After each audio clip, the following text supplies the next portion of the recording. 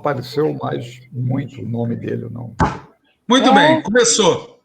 Senhoras e senhores, boa noite a todos, boa noite a todas. Cumprimento também quem venha a nos assistir em outro horário do dia. Começa agora a 8ª edição do programa Universidades 247. Todo sábado, das 7 às 8 da noite, nós debatemos aqui os principais temas relacionados à educação superior e às condições de trabalho nas universidades. Universidades 247 é apresentado por mim, Walter Pomar, e pela professora Maria Carlotto. Ela, socióloga, eu, historiador, ambos somos professores vinculados ao bacharelado de Relações Internacionais e também ao programa de pós-graduação em Economia Política Mundial da Universidade Federal do ABC. Nos programas anteriores, nós contamos com a participação da professora Celi Tafarel, da professora Graziela Serrone Perosi, de Sérgio Amadeu, de Nilma Gomes, de Flávio Tales e de Kimi Tomizaki. Em cada um desses programas, nós exercemos o direito de legítima defesa contra a campanha permanente que o governo cavernícola promove contra a educação brasileira. Nos programas anteriores, nós falamos de reforma administrativa, de ensino remoto, do fundamentalismo no mundo digital, da questão racial, da crise dos Estados Unidos e do movimento sindical. Neste programa, nós vamos falar de temas que giram ao redor de duas siglas, de duas palavras, que para quem não é docente do ensino superior, podem parecer grego, mas não são. CAPES e QUALIS. E para isso nós contamos aqui com a participação do professor Nitamar Oliveira, que será devidamente apresentado pela professora Maria Carlotto. Maria Carlotto, é contigo. Bom, boa tarde ao Walter e ao Nitamar, boa noite para quem está nos assistindo no horário programado e bom dia, boa tarde, boa madrugada para quem for nos assistir em outro horário. O tema de hoje, como o Walter falou, pode parecer hermético para muitas pessoas, mas, na verdade, ele é um tema estruturante para o ensino superior brasileiro, particularmente nas instituições públicas. Desde que o Brasil consolidou um sistema de pós-graduação, na passagem dos anos 60 para os anos 70, começou-se a se construir um sistema de avaliação dessa pós-graduação, que, embora para muitos precise ser aprimorado, e precisa mesmo, né, ele, ao mesmo tempo, consolidou uma tradição de avaliação, né, dos diferentes programas em torno de algumas métricas que eram relativamente pactuadas, né? E esse sistema, né, de pós-graduação e de avaliação, ele tinha na CAPES, né, a Coordenadoria de Aperfeiçoamento do Pessoal de Ensino Superior, o seu núcleo duro. Então, a CAPES organizava esse sistema de pós-graduação, né, avaliando os programas e distribuindo recursos de acordo com essa avaliação. Como eu disse, tinha um debate muito legítimo sobre como aprimorar esse sistema, né, que vem se consolidando aí ao longo de décadas. Uma das dimensões que era muito questionada é o fato de se premiar já os melhores programas, o que dava a eles sempre condições de seguir como os melhores programas, né? Então, ia-se mais recursos para os chamados programas de excelência. Isso, por um lado, é positivo na medida em que recompensa bons trabalhos, né? Mas, por outro lado, limita, né, a melhoria de programas novos, né? E dá aí dá ainda, né, uma certa estabilidade problemática, vamos chamar assim, para o sistema de pós-graduação. Isso foi mais questionado, passou a ser mais questionado a partir dos anos 2000, quando o sistema de pós-graduação brasileiro, a semelhança do que aconteceu com o nosso sistema de ensino superior, se expandiu muito, né? Se a gente for olhar no miúdo, na verdade, a pós-graduação cresce a taxas até mais elevadas, né, do que o sistema de ensino superior público, né? Colocando aí todo o debate em torno da avaliação dos programas em primeiro plano. Já havia na CAPES, portanto, antes do golpe de 2016, um movimento de repensar esse sistema, de melhorá-lo, de aprimorá-lo, sobretudo nessa linha de democratizar a distribuição de recursos, beneficiando também programas novos, né, que trazem temas novos e programas das universidades públicas, federais, né, e públicas que surgiram nesse período e assim por diante. Mas, a partir de 2016, sobretudo, essa discussão, né, ganhou força, em parte porque o sistema de avaliação é caro, né?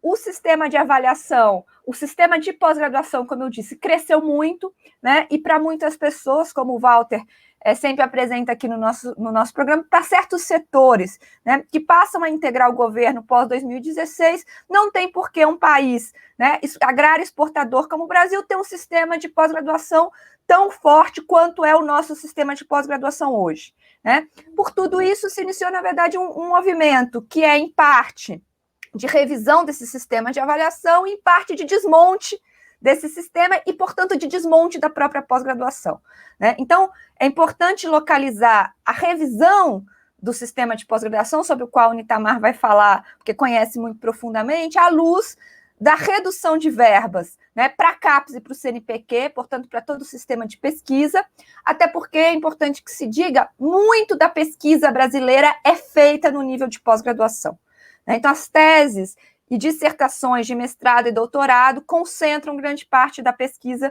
que a gente realiza. Então, mexer nesse sistema é mexer, ao mesmo tempo, no sistema de ensino superior e no sistema científico brasileiro. Bom, o governo Bolsonaro acelerou isso, né, com vários problemas sobre os quais o Nitamar certamente vai falar. Ano passado, ou no começo desse ano, já não me recordo mais, a diretora de avaliação da CAPES pediu demissão, né? Houve um movimento dentro da própria CAPES, né, de quem tocava esse sistema de avaliação, de reagir a isso, e nós temos muitos riscos postos na mesa, né? Um deles é que, sob o argumento de rever o sistema de pós-graduação, na verdade se promova uma verdadeira caça às bruxas, para chamar assim, das ciências humanas e sociais, que são as grandes prejudicadas, ao que tudo indica, pela revisão do processo de avaliação, né? É como se a nossa produção, pelos critérios que vão ser adotados, de repente se mostrasse pouco importante, né? O que, na verdade, é só um efeito de ótica dos critérios que se adota. Então, para discutir esse tema, que, como eu disse, para muitos pode parecer hermético, mas ele é estruturante do sistema de ensino superior e de ciência e tecnologia brasileiro, a gente convidou o professor Nitamar Fernandes de Oliveira, né, que é filósofo teórico, filósofo, teólogo e professor titular da Pontifícia Universidade Católica do Rio Grande do Sul, de Porto Alegre, né, sediado em Porto Alegre, que tem uma vasta carreira acadêmica, que eu vou só pincelar algumas coisas para apresentá-lo muito rapidamente, né? Então, ele tem graduação e mestrado em teologia na Faculdade de Teologia Reformada de Aix-en-Provence, na França, né? Doutorado em filosofia pela State University of Nova York e pós-doutorado pela Universidade de Miami, pela Universidade de Kassel, na Alemanha, pela Universidade de Toledo, pela London School of Economics e pela New School de Nova York, né? Como eu disse, então, atualmente ele é professor titular da PUC, Rio Grande do Sul, na área de filosofia, e, mais importante de tudo, ele é o representante da filosofia na CAPES, né, justamente na discussão aí, né, ele vai explicar talvez um pouco melhor do que eu como se organiza, né, essas áreas, mas ele é o representante de área da filosofia na CAPES e, portanto, está muito por dentro do debate sobre as mudanças na avaliação. Então, sem mais delongas, eu passo para o Nitamar, agradecendo muito ele ter aceito participar do nosso programa. Muito obrigado, Maria. Muito obrigado, Walter, pelo convite. Boa tarde, boa noite a todas e todos. O sistema de avaliação, como foi bem colocado pela Maria, já está aí sendo implementado há 3 décadas. A CAPES já tem mais de 60 anos, e a primeira coisa que eu acho que a gente deve sempre lembrar, que deve ser dito aqui, é que a CAPES faz parte do que se chamam políticas de Estado, em contraposição a políticas de governo. Ou seja, não é um governo que toma o poder e que está aí por, né, talvez a gente espera que nem chegue a completar 4 anos, que pode aplicar as políticas de Estado, sobretudo na área da educação, porque políticas de Estado transcendem o período de 4 anos de um governo presidencialista, não é? Então, nós pensamos no Sistema Nacional da Pós-Graduação, que é um sistema de planejamento estratégico para cada período de 10 anos. Então, o próximo inicia em 2021, a próxima década.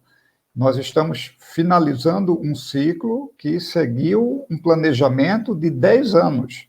Então, a gente tem que pensar nisso, que antecede ao atual governo. Então, justamente por isso, estamos atravessando uma crise no país, porque não é apenas uma crise devido à pandemia da Covid-19, mas uma verdadeira crise política e econômica, em grande parte engendradas pelo próprio governo que está no poder. E com relação à CAPES, é exatamente isso que a Maria colocou. Tivemos muitas turbulências desde o primeiro dia de janeiro do ano passado, quando esse governo entrou em vigor. Primeiramente, tiraram um presidente da CAPES, que já tinha mais de 11 anos de experiência, o professor Abílio Baeta Neves, e, para ficar bem claro, ele foi presidente da CAPES durante diferentes momentos de governo. Isso tem que ficar bem claro. Uma política de educação não pode mudar tudo a cada 4 anos, não é? Então, isso é muito importante de ser dito. Não interessa se é PSDB, se é PT, PMDB ou MDB, na época do Temer. O professor Guimarães, antes, depois o Abílio, estiveram em momentos diferentes. Há presidentes eleitos, a Lula, Dilma, Temer, mas a situação atual é que tem havido um verdadeiro aparelhamento ideológico do Estado. Isso está sendo constatado, todo mundo está observando isso. Felizmente, a CAPES tem refletido esse tipo de turbulências que assolam o nosso país e se refletiu nos processos avaliativos. Então, que processos avaliativos são esses? Como a Maria colocou, nós temos um sistema de avaliação que abrange as 49 áreas de estudos, de ensino e pesquisa, extensão, etc.,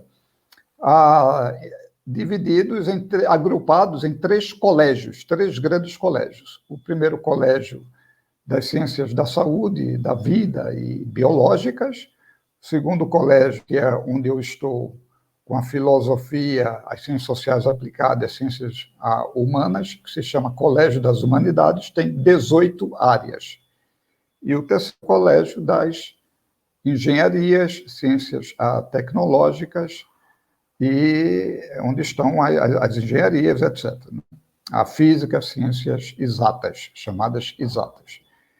E o problema todo maior que estamos experienciando nesse momento se deve justamente à avaliação de periódicos, porque as áreas das ciências exatas, tecnológicas e das ciências da saúde e biológicas adotaram uma métrica que tem sido usada em muitos países, uma métrica associada ao que se chama Web of Science, que é um tipo de indicador bibliométrico. Outros também ligados a Scopus, que é outra grande plataforma, a CiteScore. E depois de muita discussão, tivemos mais de 1 ano de reuniões com um GT do Qualis Humanidades, onde Qualis seria o sistema de avaliação dos periódicos das diferentes áreas, não é, de produção bibliográfica.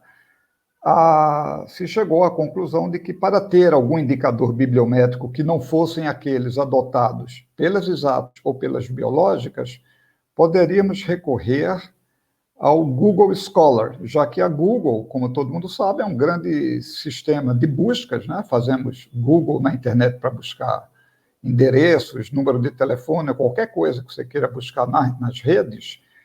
E a Google tem uma plataforma que se chama Google Acadêmico, em português, em inglês Google Scholar, que tem em várias línguas, em vários países, e que abrange publicações científicas. Pois bem, pelo Google Scholar, poderíamos, assim, fazer uma avaliação dos periódicos de cada área do Colégio de Humanidades, desde que não fosse simplesmente um uso determinante. No começo falou de um uso regulador, ou seja, cada área tem autonomia, esse é um princípio sagrado da CAPES desde a sua fundação. Nós temos que fazer a avaliação por pares, então engenheiros avaliam programas da engenharia, pessoas da medicina avaliam programas da medicina, sociólogos avaliam programas da sociologia. Mas o problema começou a acontecer quando houve a imposição, ou uma tentativa de imposição, de parâmetros e critérios utilizados nas ciências exatas e biológicas com relação às 18 áreas do Colégio de Humanidades. E aí a crise maior aconteceu, estou fazendo um resumo dessa história toda, quando numa última reunião, em setembro deste ano, numa reunião do CTC, que é o Conselho Técnico Científico, a possibilidade de agruparmos a avaliação de periódicos nacionais por idioma e origem, ou seja, poderíamos utilizar o Google Scholar, o Google Acadêmico, dividindo entre periódicos de língua inglesa, por exemplo, e periódicos em língua portuguesa, o que seria uma maneira inteligente e justa de evitar que os periódicos em língua portuguesa fossem prejudicados. E, infelizmente, nessa reunião, houve um movimento do qual muitos de nós não participaram, eu mesmo não pude participar da reunião, e foi decidido no CTC que não haveria a possibilidade de utilizar a subdivisão por idioma e origem. Ora, depois que isso aconteceu, vocês devem ter visto nas redes sociais, YouTube, sobretudo, Facebook, Twitter, Instagram, etc., um monte de reunião, um monte de debate, de manifestos das diferentes áreas no Colégio de Humanidades, protestando essa medida, porque ficou demonstrado, ficou evidenciado empiricamente que os periódicos nacionais seriam, sim, prejudicados. Só para dar uma ideia, assim, se você pega na nossa área, por exemplo, da filosofia, um periódico de língua inglesa como Síntese, que eu conheço, por sinal, o editor é um colega brasileiro, que é professor na Universidade de Miami, pontua nota 40, enquanto que o melhor periódico brasileiro na área da filosofia, como o periódico Manuscrito, que tem mais de 30 anos de idade, da Unicamp, pontuaria 6. Então, vejam a disparidade. Quer dizer que esses periódicos que antes eram considerados A1 ou A2, da noite para o dia, eles despencavam para B3 ou B4. Então, esse problema, essa crise nas áreas da ciência política, sociologia, história, a arquitetura, direito, lembrando, para quem está menos familiarizado, que além de chamadas ciências humanas, as ciências sociais aplicadas também estão entre as 18 áreas, ou seja, direito, economia, psicologia, além de artes e letras, também pertencem às 18 áreas que integram o Colégio de Humanidades.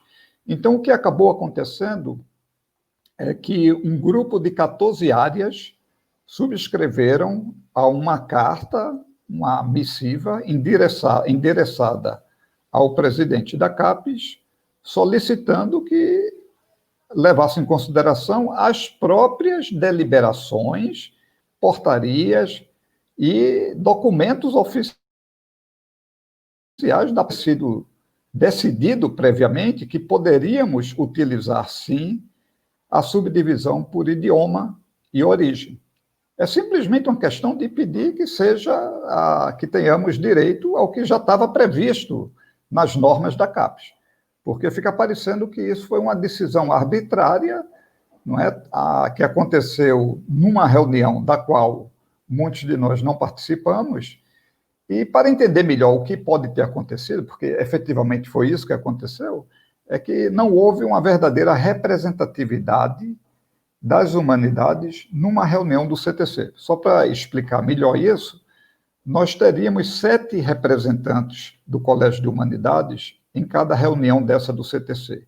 E o que aconteceu é que nesta a última reunião, 4 colegas preferiram seguir, acompanhar a decisão dos colégios de ciências exatas, tecnológicas, ciências biológicas, em detrimento da decisão das outras 14 áreas que não estavam de acordo com a supressão dessa subdivisão por idioma e origem. Então, houve um voto de 4-3, quer dizer, 3 colegas nossos, por coincidência, um da ciência política, a colega da economia e outro colega da educação, foram voto vencido contra colegas da ciência da religião e teologia, comunicação, artes e letras. Essas foram as 4 áreas que acompanharam as ciências tecnológicas e biológicas na supressão da possibilidade de recorrer à subdivisão por idioma.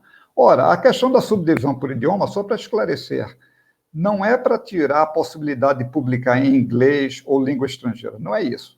Mas é simplesmente permitir que publicações em língua portuguesa também sejam valorizadas, entendem? Nós não somos contra a internacionalização dos programas. Eu mesmo, como foi dito aí parcialmente no meu currículo, eu morei 10 anos nos Estados Unidos, 4 anos na França, na Alemanha, na Inglaterra. Tenho publicações, metade das minhas publicações estão em língua inglesa. A questão não é essa. A questão é que as publicações em língua portuguesa são importantes, importantíssimas das humanidades.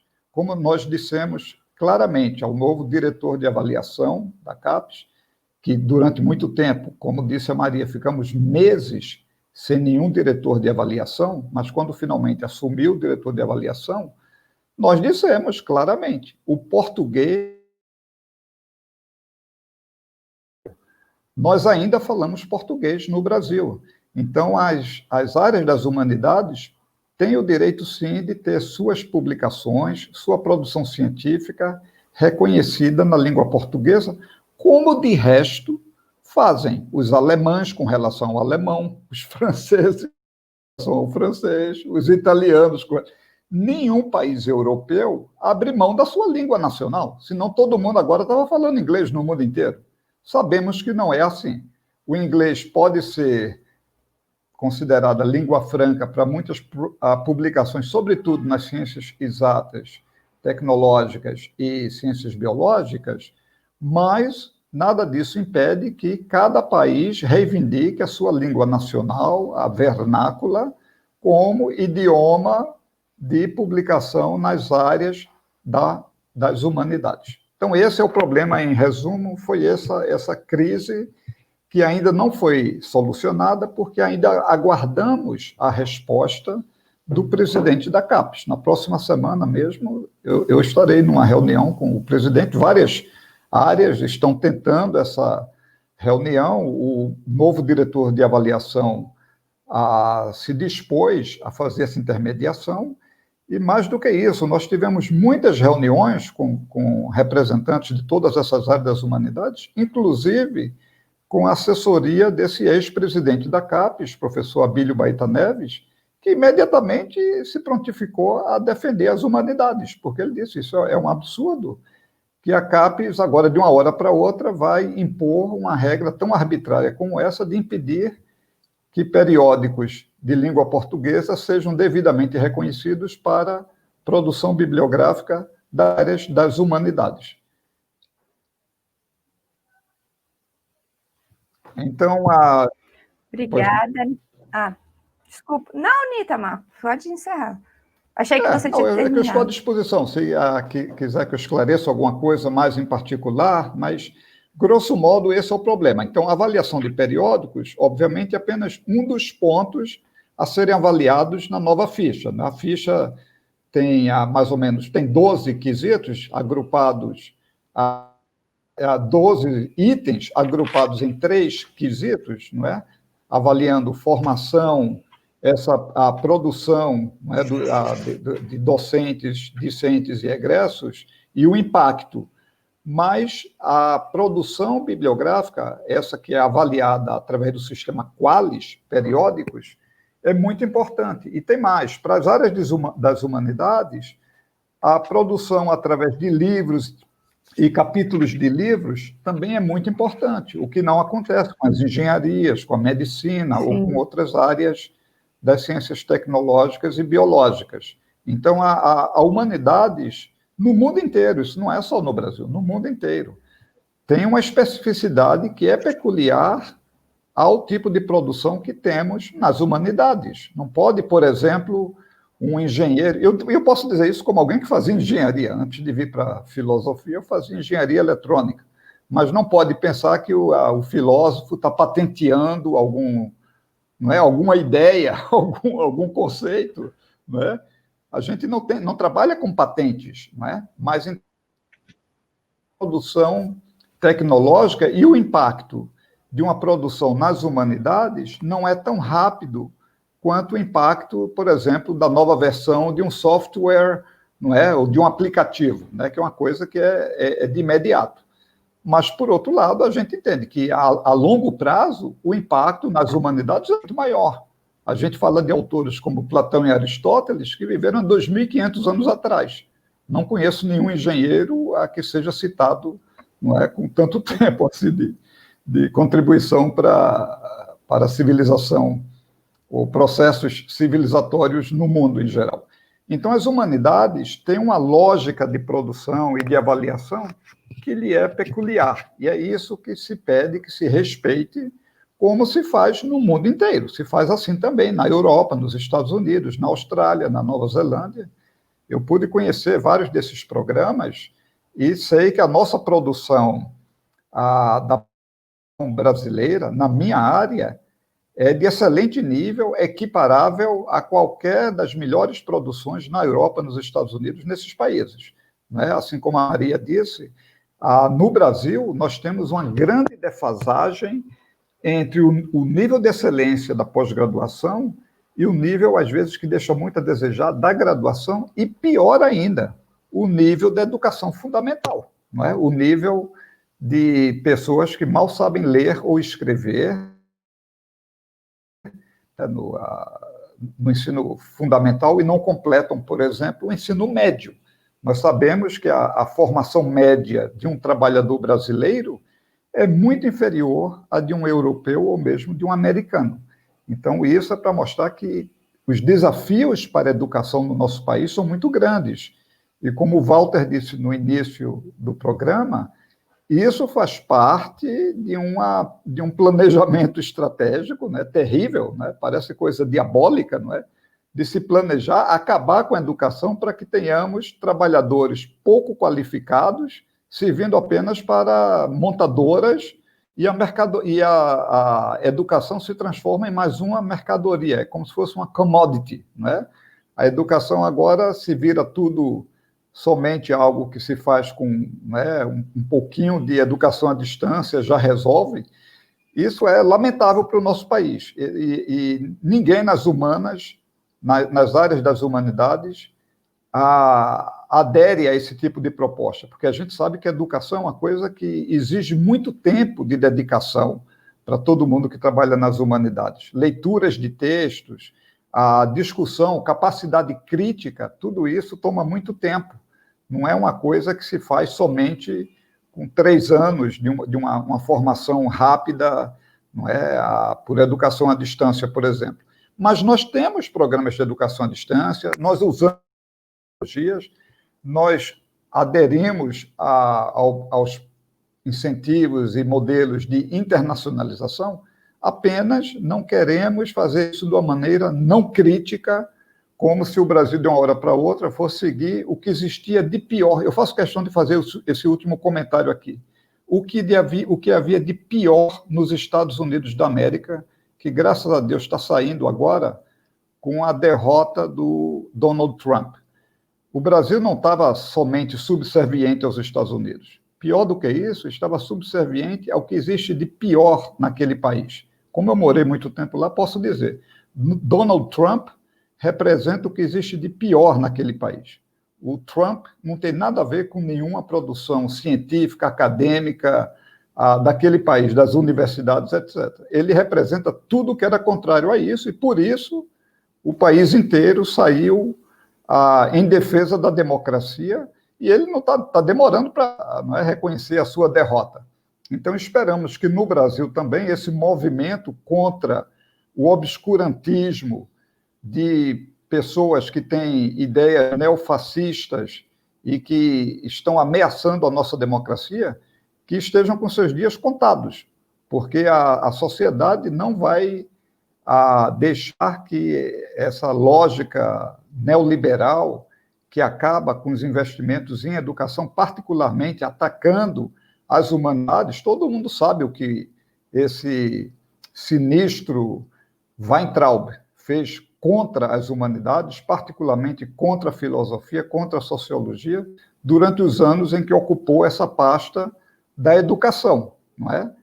Então, aquilo que nós vimos de destruição do meio ambiente, não é, no país, ecossistemas da Amazônia, também vimos como parte de um desmantelamento, de destruição das nossas estruturas educacionais no país, com ideias totalmente sem nexo, né, como essa do marxismo cultural, esse tipo de bobagem, né, de pessoas realmente estúpidas ou mal intencionadas, não é? Porque somente uma pessoa que... Né, a gente viu publicações assim absurdas, né? Eu vi, inclusive estão aí na internet, quem quiser assistir, palestras de cargos importantes nesse governo atual.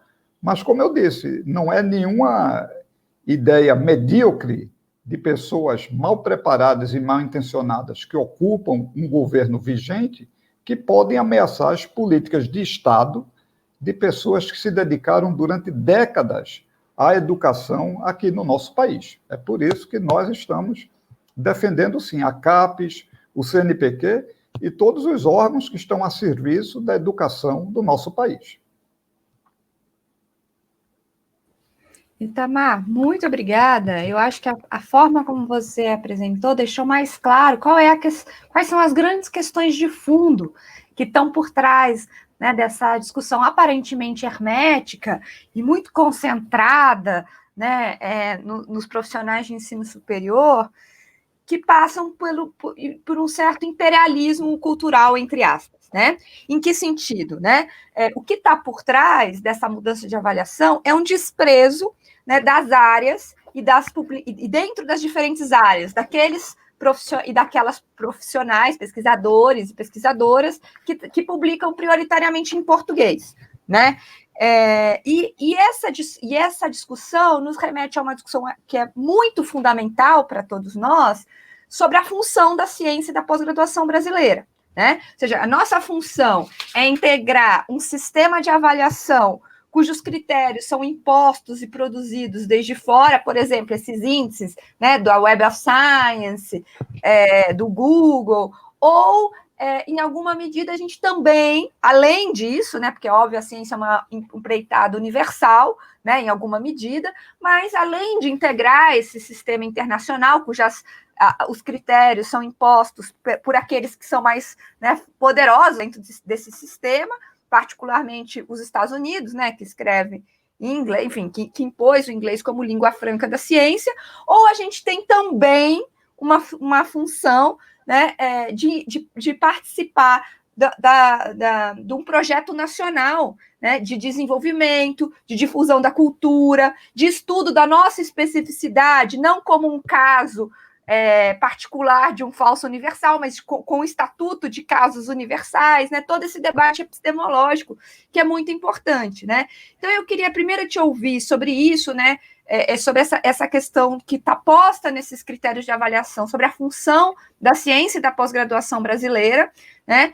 Então, por que estudar o caso brasileiro, publicar em português, né? E servir a uma comunidade nacional de pesquisadores é menos importante do que integrar essa comunidade internacional, enfim. Aonde também nós temos muitas dificuldades de entrada, porque os nossos casos são vistos como casos desviantes, né?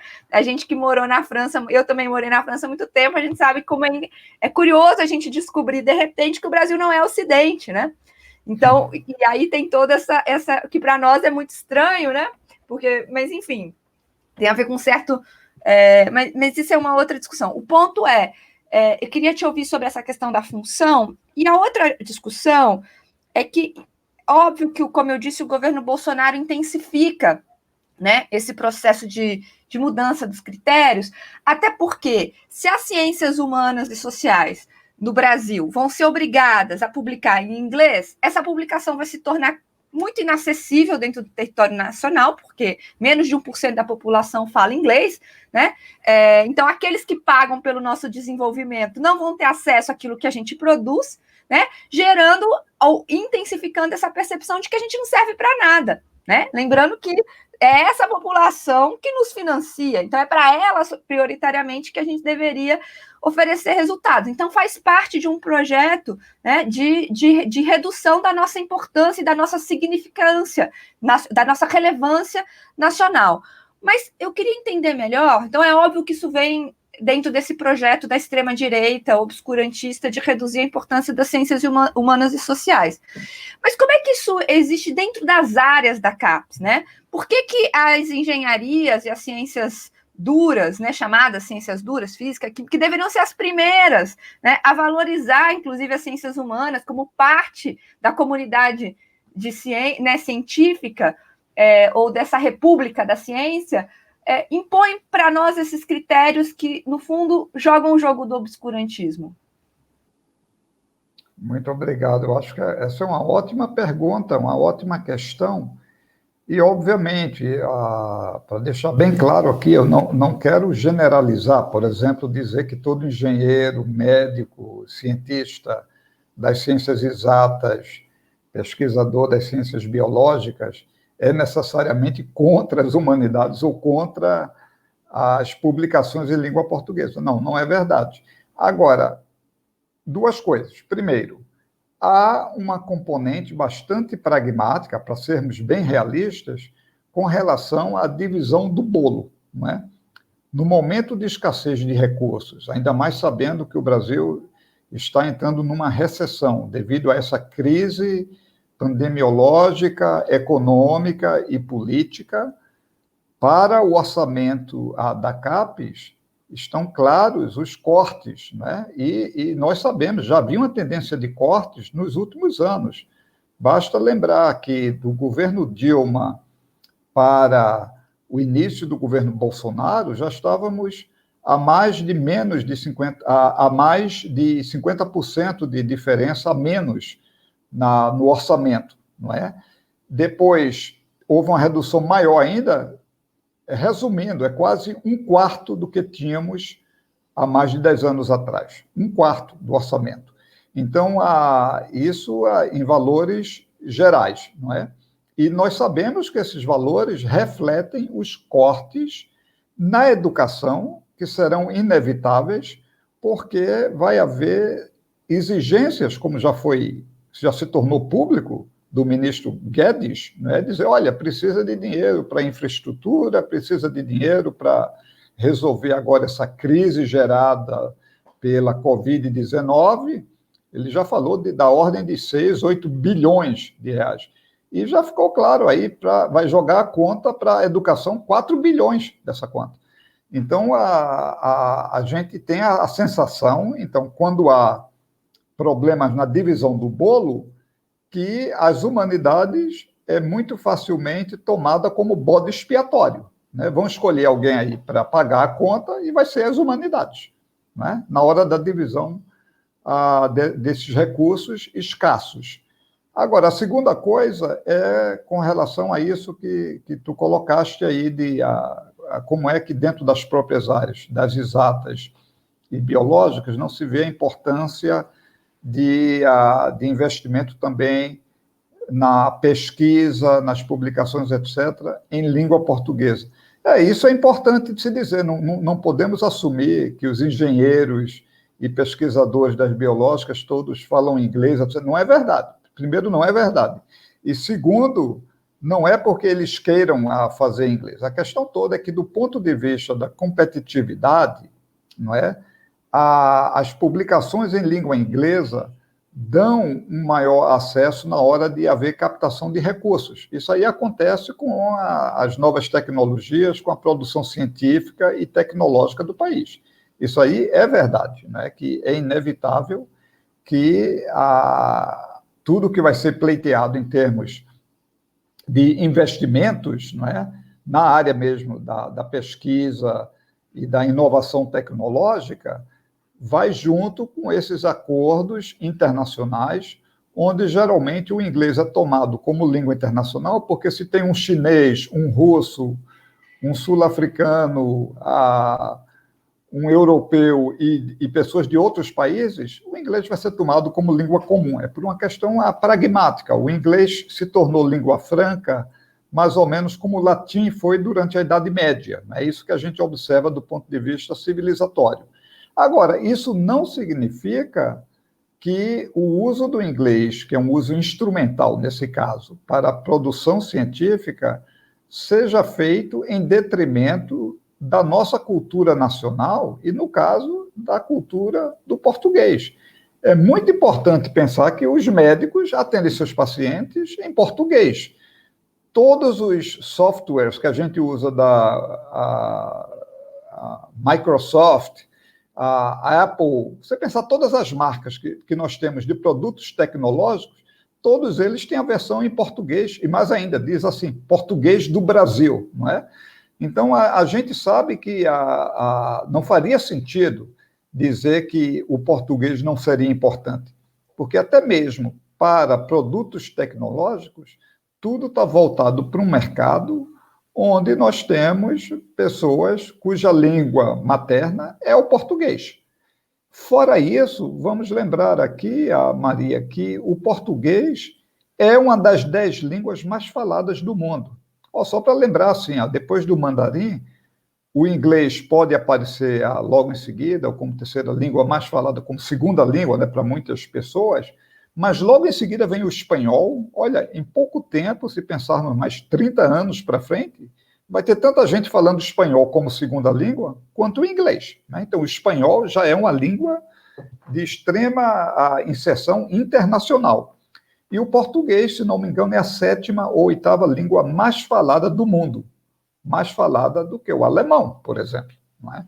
Então, é importante valorizarmos a língua portuguesa, porque além do Brasil e de Portugal, temos a Moçambique, Angola e vários países do mundo e pessoas que se interessam pela língua portuguesa como segunda língua, não é?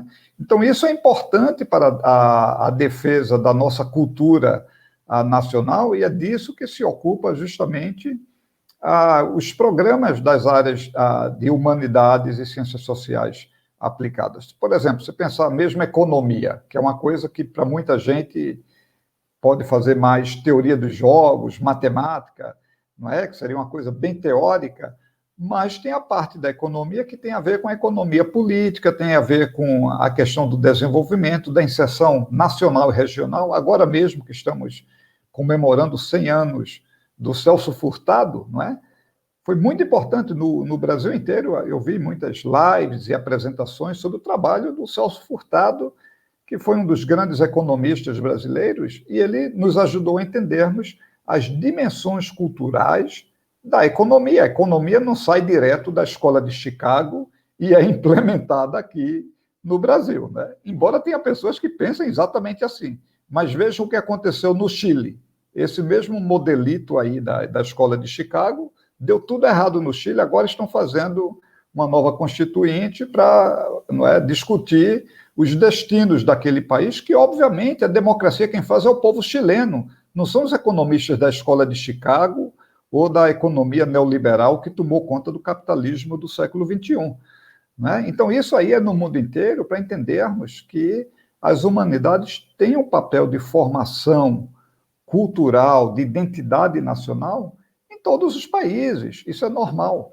Então, no Brasil não seria diferente, e é por isso que nós temos que defender o português e a cultura nacional junto com colegas das engenharias, das ciências biológicas, etc. Então, só para deixar claro, a SBPC, Sociedade Brasileira para o Progresso da Ciência, é um bom exemplo de um fórum público onde colegas das engenharias, da medicina, das ciências exatas e tecnológicas, das biológicas, todos apoiam as iniciativas das áreas do Colégio de Humanidades que estão resistindo a essa imposição autoritária de algumas pessoas nesses processos avaliativos. Para deixar bem claro, tivemos apoio de vários fóruns públicos no Brasil inteiro, não apenas de pessoas vinculadas ao programa das humanidades, mas colegas de outras áreas, né, das engenharias, das biológicas, etc., porque eles sabem que isso é uma questão importante para o nosso país, não é?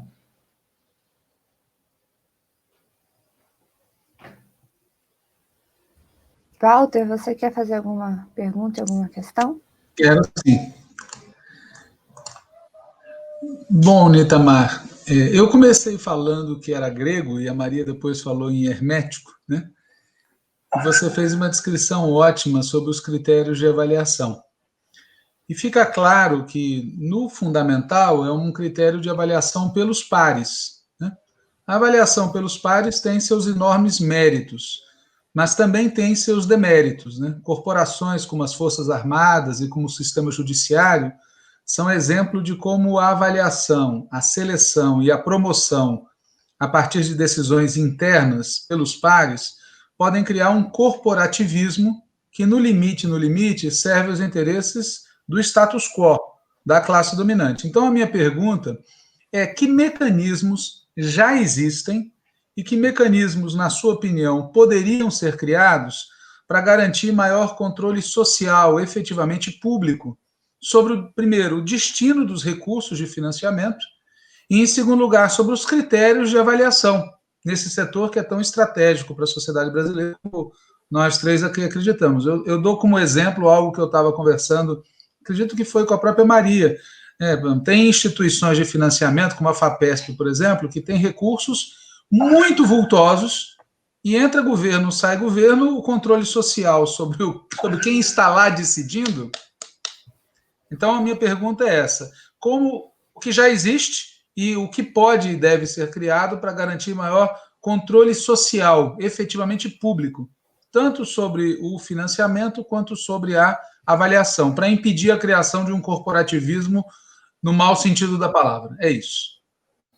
Muito obrigado, Walter. Excelente pergunta. A minha opinião é que esse recurso, digamos, sistêmico, já existe no sistema da CAPES, que é o sistema de colegiado.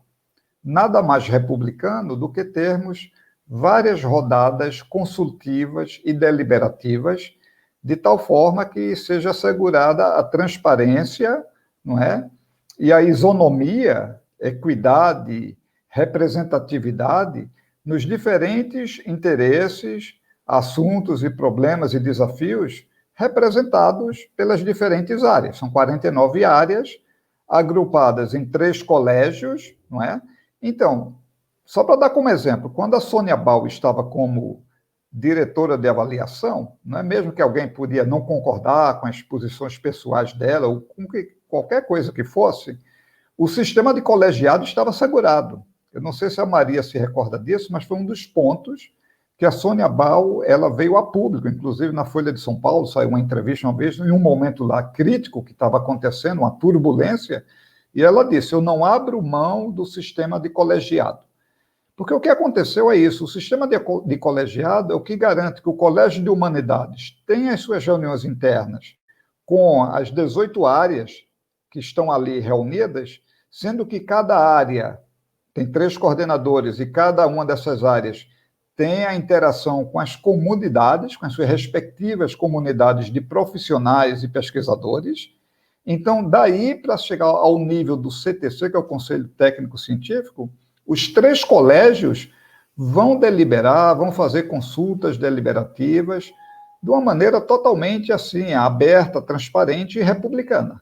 Como eu disse a vocês, isso aí foi quebrado bem recentemente, mas já havia um movimento um pouco indo nessa direção quando ficamos vários meses sem diretor de avaliação. Não é? Isso foi uma coisa que prejudicou o processo de colegiado, porque com o colegiado é como nós temos nas reuniões departamentais em nossos programas.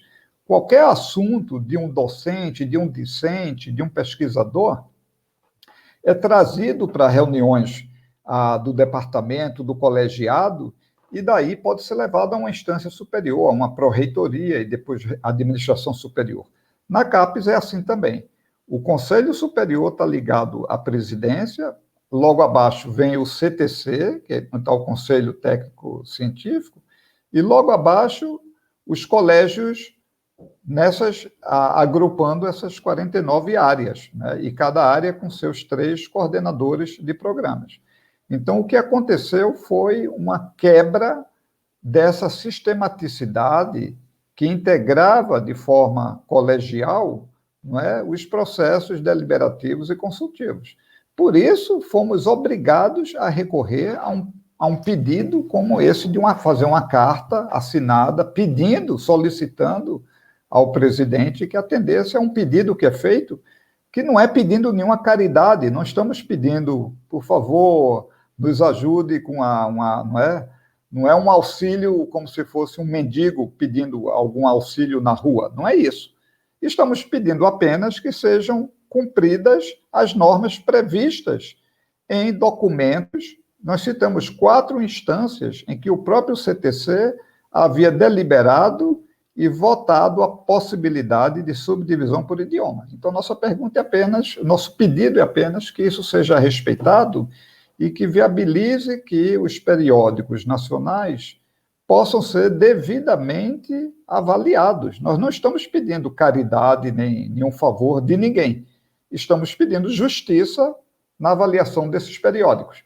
Agora, se tornou uma questão tão politizada que eu já vi alguns textos que estão veiculando nas redes, etc., de pessoas fazendo o movimento contrário. Não, as humanidades, que é tratamento especial, não é? Eles não estão seguindo o que as outras ciências duras que estão fazendo. Aí fica um pouco naquilo que a Maria disse, é uma maneira de estigmatizar e dizer, esse pessoal das humanidades não é o pessoal sério, né? Mas isso a gente sabe quem é que falava assim, não é? Esse sinistro Weintraub, ele fazia esse tipo de de comentários idiotas, né? Porque somente uma pessoa, o idiota em grego é isso, a pessoa é uma idiosincrasia não é cognitiva, né? Na cabeça dele, o cara que vai fazer humanidades é porque não deu para nada na vida. Ele chegou a dizer isso claramente, né? Ele chegou a fazer comentários desse tipo. Mas é como eu estou dizendo aqui, só por ignorância que uma pessoa fala isso, ou por muita má fé. Não é? Eu acho que no caso dele era uma combinação das duas coisas. Então, nós vemos que as humanidades têm, sim, a bala na agulha. Eu recomendo a todos vocês um excelente artigo que foi publicado pelos professores Abílio Baeta Neves e Connie McManus, exatamente sobre a produção das humanidades no Brasil, mostrando de forma empírica tudo aquilo que as humanidades produzem nesse país e que não é desprezível, né? A nossa produção é de suma importância para a inserção da ciência e das inovações tecnológicas do Brasil no mundo, né? As humanidades têm um papel importantíssimo junto à comunidade acadêmica e científica do Brasil. Então, isso está sendo dito por 2 grandes pesquisadores, numa publicação que já foi comentada no país inteiro. Eles fizeram até uma live que está postada aí no YouTube. Então, não é por falta de subsídios para essas pessoas analisarem e avaliarem que realmente essas reivindicações das humanidades são reivindicações justas e, como bem colocou o Walter, podem ser reparadas desde que retomemos um modelo de colegiado, que é um modelo democrático de representatividade das diferentes áreas que reivindicam que a avaliação seja mantida como avaliação por pares, sem incorrer em nenhuma forma de corporativismo. Exatamente. O perigo do corporativismo é se não houvesse esses mecanismos, não é, de interlocução entre as diferentes áreas. Não pode uma área dizer que é melhor ou mais importante do que outra. Não pode. Todas as áreas têm a sua importância, a sua relevância asseguradas no sistema avaliativo da CAPES. Essa é a ideia. Itamar, a gente está caminhando aqui para o final do programa, então eu queria só te pedir para falar de perspectivas, né? Próximos passos. Então, na próxima semana tem uma reunião com o presidente da CAPES, então eu queria que você falasse um pouquinho dessa perspectiva, assim, de como é que você está vendo, até porque,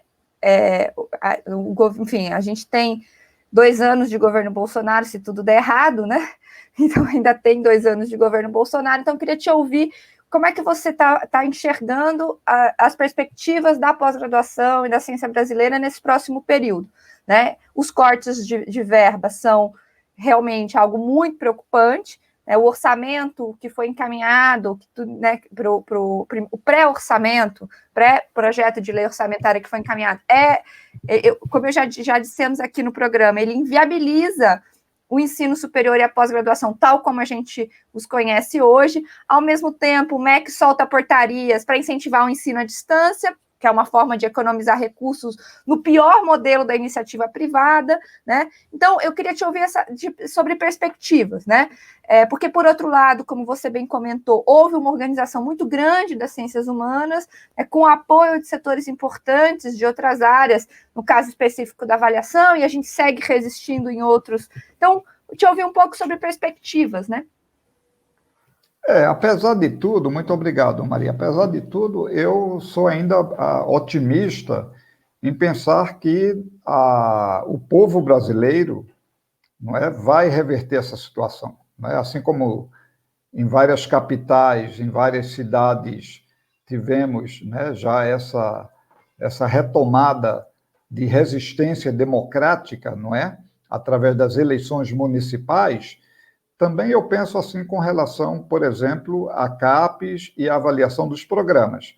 Porque eu vejo de uma maneira muito positiva o desempenho, o excelente desempenho, por exemplo, de programas na minha área da filosofia. Né? Nós tivemos um aumento, só para dar uma ideia, olha, há 30 anos atrás, não tínhamos mais do que 5, 6 programas de pós-graduação. Hoje, já temos 45 e agora tivemos mais 9 programas novos. Vamos para 54 programas, inclusive com 2 na região norte, vários programas no interior de estados. É verdade que ainda há muita concentração de programas nas regiões sul e sudeste, mas muitos programas fortes também na região nordeste. Então, nós vemos que houve um verdadeiro interesse e qualificação dos programas na nossa área. Então, isso é muito positivo. Ou seja, mesmo com as dificuldades que estamos enfrentando, com esses desafios, nós acreditamos que estejamos em condição de defender a nossa produção bibliográfica e a nossa produção acadêmica, para dizer, olha, nós temos, sim, como mostrar por que é que nós temos um impacto social muito importante na nossa sociedade hoje. Não é? Só para dar como exemplo, na semana passada tivemos um grande evento de bioética com colegas dos Estados Unidos e da Europa, num total de 31 papers apresentados por pesquisadores, doutores do mundo inteiro, e com muitas discussões sobre vacinação, sobre triagem, sobre problemas bioéticos na hora de tomada de decisão, não é? Então, tínhamos médicos, tínhamos pessoas da filosofia, pessoas que eram de áreas tecnológicas, né? Hoje em dia se tem gente trabalhando com inteligência artificial e ética. Então, a pesquisa interdisciplinar, né? Para você, Maria, que também trabalha com essas áreas multidisciplinares, É muito importante no Brasil de hoje que as pessoas possam conversar. Isso é uma coisa importante que eu digo para os colegas engenheiros e da medicina. Não vamos esquecer, alguns dos piores crimes perpetrados contra a humanidade no século XX foi por cientistas, não é? Todo mundo se lembra, agora estão rememorando Nuremberg, durante o Tribunal de Nuremberg, quando tiveram que julgar os casos do nacionalsocialismo alemão, né, crimes nazistas, aí até que se formulou pela primeira vez essa terminologia de crimes contra a humanidade, foi exatamente, marcou o início dos comitês de pesquisa em bioética. Não é? O início da bioética coincide com isso. Mas também na engenharia, no ano passado, todos aqueles esquemas de escândalos da Petrobras, Odebrecht, mais de 12 empreiteiras, onde estava a ética dos engenheiros? Então, nessa hora que a gente entende que para pesquisa em ciências tecnológicas, em pesquisa médica no Brasil, é necessário que haja um espírito de pesquisa interdisciplinar, porque sem ética a ciência não vai a lugar nenhum. A ciência pode cometer atrocidades. Então, isso é muito importante de ser dito nesse país, como a ética está na ordem do dia no nosso país. Não é? Não tem essa história de dizer, não, no meu governo não precisa mais de investigar nada, porque a minha família é tudo gente boa. Não é? Bom, a gente conhece bem esse discurso, e exatamente é isso aí que tem que acabar. Não é? Numa democracia, não é? Tudo tem que ser transparente, tudo tem que ser colocado para o conhecimento público, tem que haver acesso à informação. Isso é uma reivindicação normativa, isso não é uma reivindicação científica. A democracia é uma construção normativa, é a sociedade, é o povo brasileiro que constrói a sua democracia.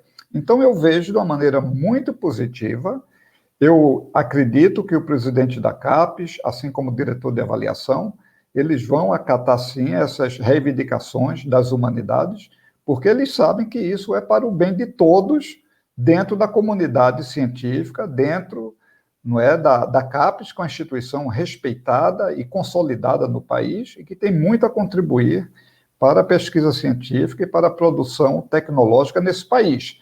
Então, eu vejo assim que a questão das perspectivas, na minha concepção, são positivas porque nós temos que aprender também a dialogar, não é? Isso é importante também para os colegas de esquerda. Isso foi visto agora com as eleições municipais, não é?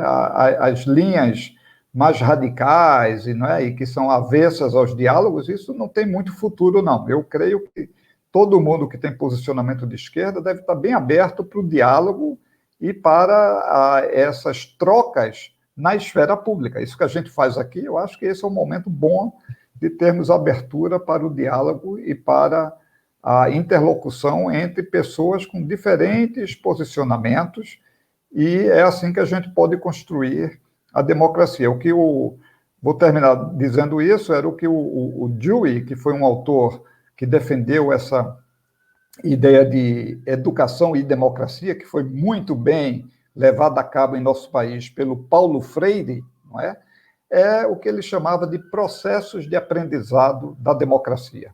Nós estamos sempre aprendendo. A democracia é um modo de aprendermos uns com os outros.